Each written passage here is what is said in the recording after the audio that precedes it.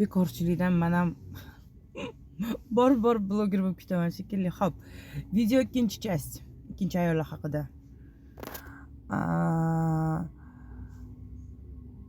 Ikkinchi ayollarga faqat pul kerak, unaqa kerak, bunaqa. Yo'q, ikkinchi ayollarga faqat pul kerak emas.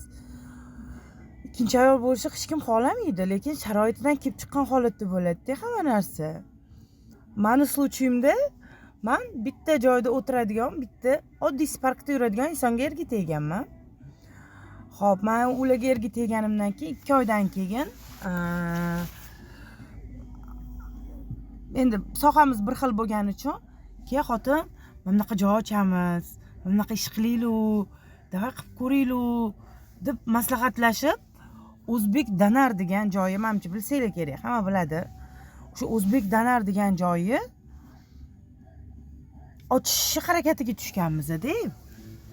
Keyin O'zbek Danar ochildi, Muxtor Ashrafiyda birinchisi, ikkinchisi Sergelida ochildi. Shuni domoma tagida ochganlar. To'g'ri, bitta ayib ayollarga bilintirmay uylanganlar, chunki menga ularning oilalari qiziqmas. Meni boshimda faqatgina egam xo'jayinim bo'lishi kerak bo'lgan. Nima bo'pti? Voy xotin, sen meni barakamsan, qara ishlarim zo'r bo'lib ketdi.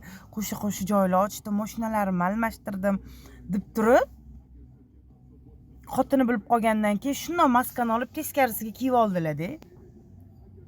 Nima demoqchiman? Erkaklar, sizlar adolat qila olmaysizlar-da. Lekin nimaga sizlarning adolatsizligingizga ayollar javob berish kerak? Qaranglar, internetni portlatib yuborishyapti-yu, ayollarni yomonlayverib. Iltimos, adolat qila olsanglargina ikkinchi ayol qilinglar. Qiz o'stirib